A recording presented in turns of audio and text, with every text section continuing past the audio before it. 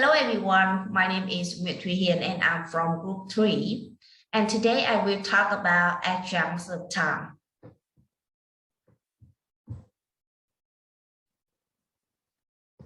Firstly, we will consider our group content. We have 6 parts. Part 1 to 3 is related to circumstantial adjuncts of time. Part 4 is about conjunctive adjuncts of time. Part 5 is interpersonal adjuncts of time. And the last one is quiz time. So let's start with circumstantial adjuncts of time. There are 3 basic types of circumstantial adjuncts of time, which answer the questions. First is how long, which is about duration in time. The second is when, related to location in time. And the last is how often, is frequency in time. So let's begin with the duration in time. We have the definition. Duration in time is typically expressed by a prepositional phrase beginning with the preposition for, easily followed by a noun group with a quantifier, like in this example. Example 1 is for a couple of months. She learned a new language. And example 2 is for many years as he created a new plant gene in the laboratory, he figured out ... And the 2 underlying prepositional phrase here is for a couple of months and for many years, which is start with preposition for and followed by a noun group. Which is typical expression of duration in time.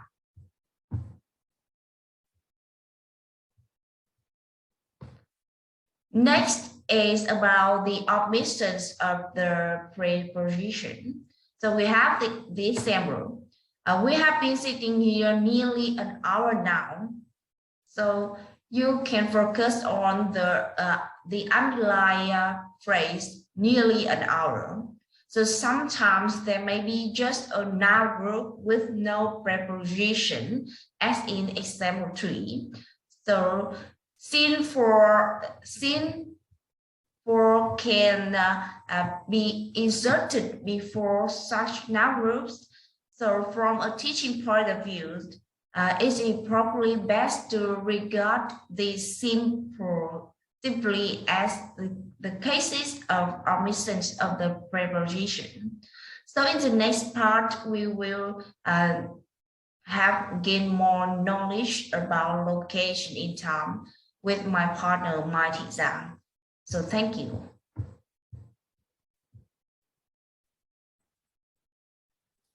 Hello everyone, my name is Mai Thị Giang, and now I will continue our presentation with the next part, location in time.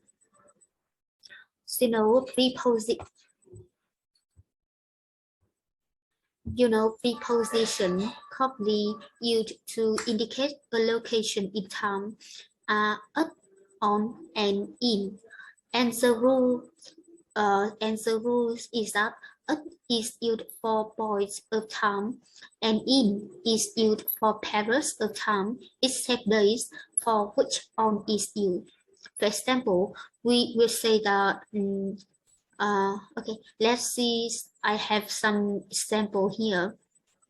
Becky arrived at about 8:30. The gun was found every day at noon. Or I don't really fancy being in Helsinki in winter. Or see you on Saturday then. However, the use of the preposition is somewhat idiomatic.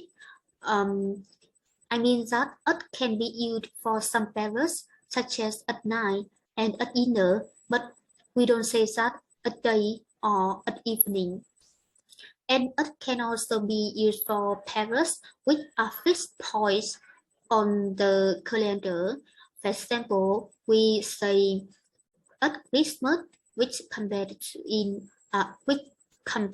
on Christmas Day, and at is also used with the noun time.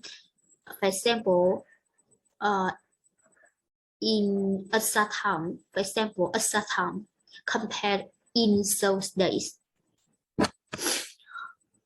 However, on is used with the noun occasion where one might have accepted at.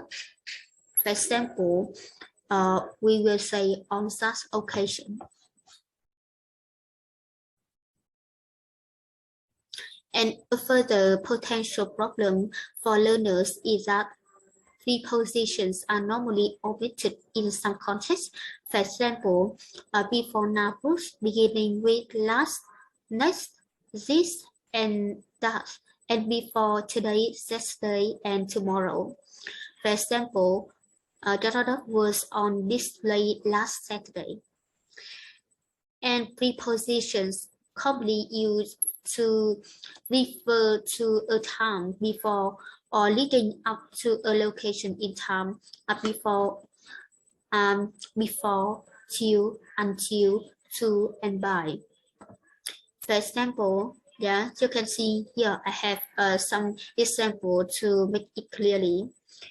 To be agree, open, and enforced before the end of 1992, or by the end of the second century AD, Greece has already become a museum.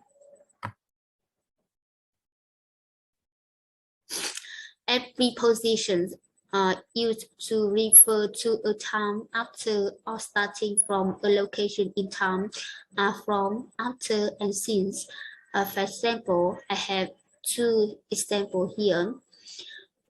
The first is that there have been so many people in my life since our last meeting, and after the game, I strip off and get under the shower. And about adverbs, adverbs and adverb groups generally indicate a relative rather than absolute location in time. And some common adverbs indicating relative location in time are now, recently, just, and soon. For example, Mr. Dealers recently made a speech hatingly in German, or Alani Germans feel that their language will soon come into its own. And the next part is about frequency in time, and my partner will talk about it.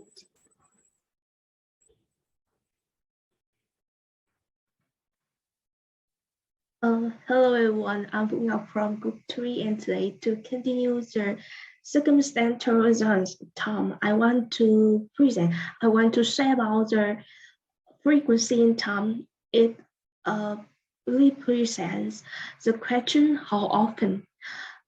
After two basic twice is duration of time, with question how long, and location in time, with question when. I believe that frequency in time is very, very familiar to it, right? We know it with the aspect of frequency, like sometime, often, usually, never, random, seldom, yes, or something like that. But today, in the personal grammar aspect, I want to divide it into groups. First is exact frequency, and the second is relative frequency. Yeah. With the active frequency is typical expressed by adverbs and adverb groups by noun group beginning with inclusive preference. I have two examples for you. First, Green and I fall ourselves in the same class every day. And the second is about 6 tons of rice are imported and annual into US, and yeah, and in this into sentence, there you can see, yeah, here are frequency in time with exact frequency. Next, a relative frequency. What is relative frequency? Relative frequency is typically expressed by adverb, and adverb groups such as usually, always, normal, often, sometimes, or rarely. For example, he often runs out to catch fish when the tide is out. The characters are usually quickly described and seldom develop a trend anyway. Yeah, very simple, right? Yeah. And now we move on to the next part with my partner.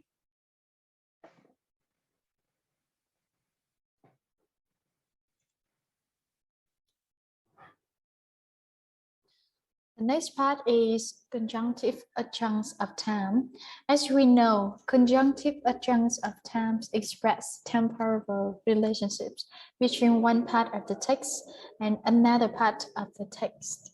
In other words, they form a link based upon time with what has been said or written, or what is about to be said or written. For example, like first, then, finally, previously, and or afterward. I have an example is a short paragraph. First, she visited her grandparents in the countryside, and then she would have them harvest the crops. She really loved giving them a hand. That's the reason why her grandparents appreciated her characteristic.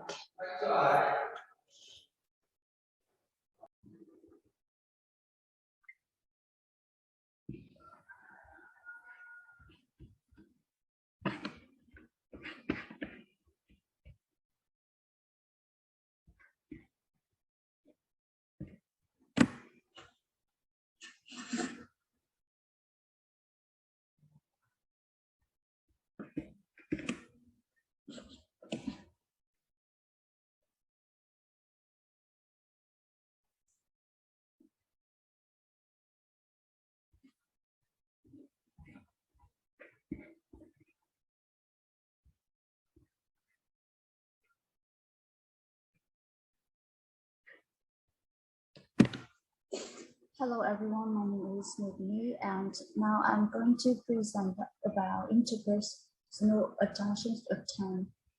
There are a small number of adjuncts concerned with time, which at first glance look like circumstantial adjuncts. Such adjuncts include already, which means that early event may be expected. Still may last longer in the duration than might be expected, and at last mean that it's later than expected, and is presenting time, tense, and temporal adjuncts. I have example for you. The first one is that free at last, thank God Almighty, we are free at last.